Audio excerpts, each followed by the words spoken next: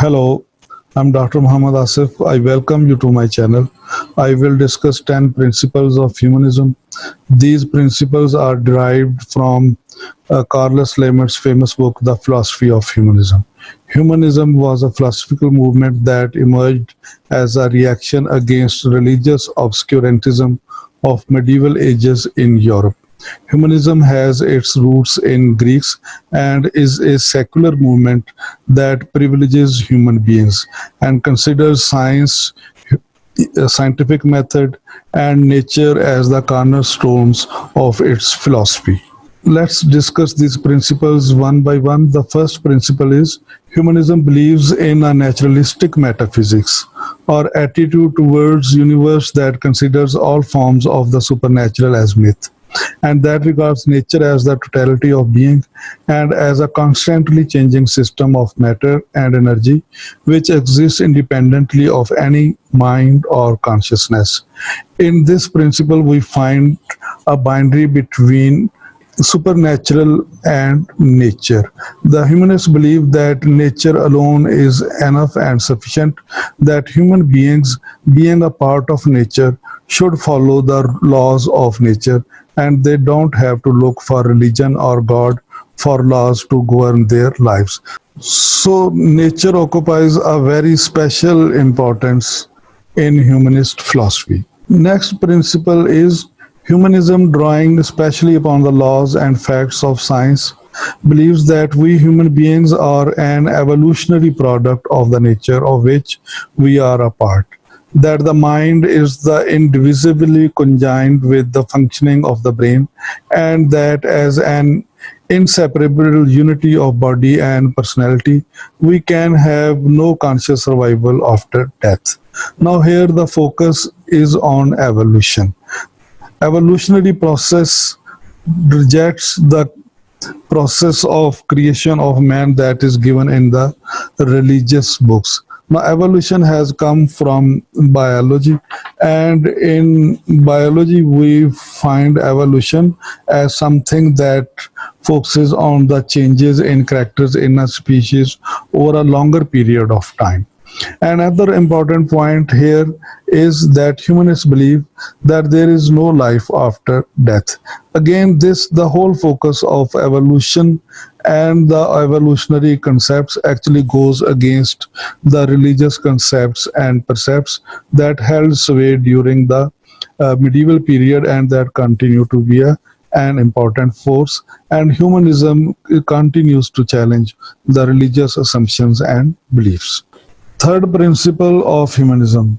Humanism, having its ultimate faith in humankind, believes that human beings possess the power or potentiality of solving their own problems through reliance primarily upon reason and scientific method applied with courage and vision. So here the focus shifts towards reason and scientific method. Both reason and scientific method are an important cornerstone of humanism. The humanist believes that human beings using their potential and using their faculties, they can develop a system that can solve their problems and they need not look towards anything supernatural. So, what is scientific method? Scientific method starts with observation and then moves on to question, hypothesis, experiment, analysis, conclusion, and then again towards observation. So, this is a process. This is an ongoing process that continues to reevaluate all that exists in the life, all the problems and all the issues that the humanity faces. And the humanist believes that human reason can provide solutions to all the problems. Fourth basic principle of humanism. Humanism, in opposition to all the theories of universal determinism, fatalism, or predestination, believes that human beings, while conditioned by the past, possess genuine freedom of creative choice and action and are within certain objective limits the shapers of their own destiny. So, focus in this principle is on genuine freedom of creative choice and that the human beings they are the shapers of their own destiny. If we carefully look at this point, what we find is that this point actually leads to humanist concept of individual. Now, what is individual? Individual is the person who is independent, who has agency, who produces language, who is initiator of action, and who is not governed by the social, political, or cultural conditions. And moreover, the whole of Western system today is based on this concept of individual as proposed by humanism. Both democracy and capitalism, they thrive on the concept of individual. Now, as an individual, one thinks that one is unique, that one is separate from the others, that one is free to make all the choices one needs. So then the individual uses his choices in the market economy and in the democracy.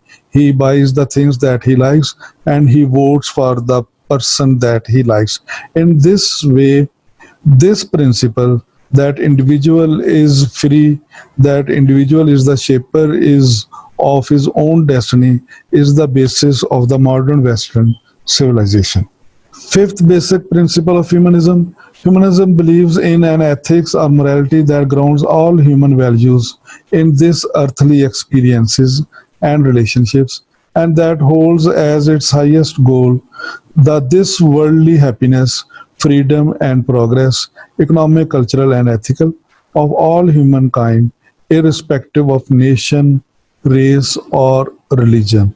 Now, this principle is again against the religious concepts, especially in Christianity, when the whole focus was on life hereafter. Now, humanists proposed that they should focus only this worldliness, that they should go for happiness in this world, that they should have freedom, and they should have the choices that allow them to progress both economically, culturally, and ethically, that they should not be governed by any rules and regulations that do not come from the human beings themselves. So in this way, this is a secular concept of human life, of existence, that human beings, they should have the freedom to live the life they want to live on this earth. Sixth basic principle of humanism. Humanism believes that the individual attains the good life by harmoniously combining personal satisfactions and continuous self development with significant work and other activities that contribute to the welfare of the community. If we look at this principle, we find it more in line with Maslow's hierarchy, that human beings, they throughout their lives they strive for self actualization, for self improvement, for the development of their energies and faculties, and while focusing on their own individual needs and desires and attainment of their goals, they also contribute towards the welfare of the community and the society in which they live in. Seventh basic principle of humanism. Humanism believes in the widest possible development of art and the awareness of beauty, including the appreciation of nature's loveliness and splendor, so that the aesthetic experience may become a pervasive reality in the lives of all people. Now, humanism promotes aestheticism. Humanism promotes art, literature, and culture. And humanist education also focused on cultivating a taste for good literature, for high quality literature, for highbrow literature, culture, and art. And in this way, humanists promoted an aesthetic view of life and nature, that one should enjoy the beauty and splendor of nature for its own sake.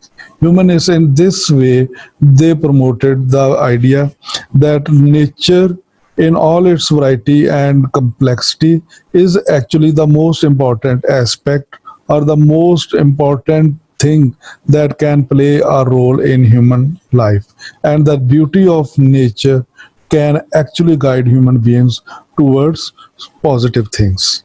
Eighth basic principle of humanism.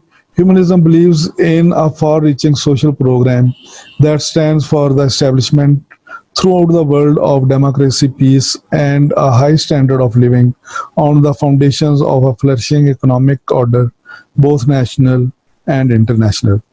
This principle is directed at rejecting the criticism that is generally leveled against humanism, that humanism promotes selfishness, that humanism makes individuals too self centered.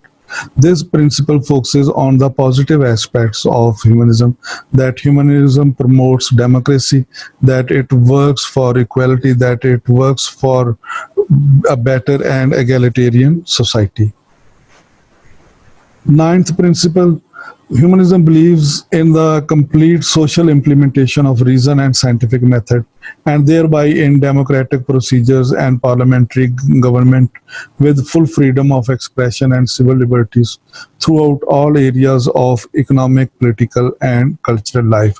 We have already discussed reason and scientific method and even democracy. The new elements or the new principles that are introduced are here are parliamentary government and more importantly the freedom of expression and civil liberties. So the focus has shifted towards freedom of expression and civil liberties. The humanists they do focus on freedom of expression and they want the promotion and protection of civil liberties at all levels for all the people irrespective of their religion, region or caste. 10th basic principle of humanism. Humanism, in accordance with scientific method, believes in the unending question of basic assumptions and convictions, including its own. Humanism is not a new dogma, but is a developing philosophy ever open to experimental testing, newly discovered facts, and more rigorous reasoning. So, in this way, humanism promotes philosophical skepticism that one should be always curious and critical about what is happening around oneself, and one should. Now, I come to the 10th basic principle of humanism. Humanism, in accordance with scientific method, believes in the unending question of basic assumptions and convictions, including its own. Humanism is not a new dogma, but is a developing philosophy ever open to experimental testing, newly discovered facts, and more rigorous reasoning. So, in this principle, we find focus on the unending questioning of basic assumptions. So, in a way, humanism promotes philosophical skepticism that one should not hold rigid convictions or one should not believe in dogmas, that one should continue to question one's assumptions, one's founding principles, that one should try to interrogate whatever one comes across according to the basic principles of science and reason. So, in this way, through skeptical approach towards life and what is happening around the human beings they can move forward and they can explore new avenues. Conclusion. The first conclusion is there are no supernatural beings. If we look at this conclusion, we find that humanism is basically a secular movement, that it is atheistic in nature, and some people say that agnosticism is also an offshoot of humanism. The material universe is the only thing that exists. Humanists believed in nature and the material world, and they always rejected supernatural. Third conclusion is science provides the only reliable source of knowledge about this universe. Humanism as a movement believed in empiricism, science, reason, and logic. We only live this life. There is no afterlife and no such thing as reincarnation. So we find that humanism is an atheistic movement that does not believe in Christian principles and that rejects the concept of life hereafter and that believes that one should live this life because we have only this life. Number five, human beings can live ethical and fulfilling lives without religious beliefs. Number six, human beings derive their moral code from the lessons of history, personal experience, and thought. In this way, empiricism, experiential approach towards life, becomes the cornerstone of humanism.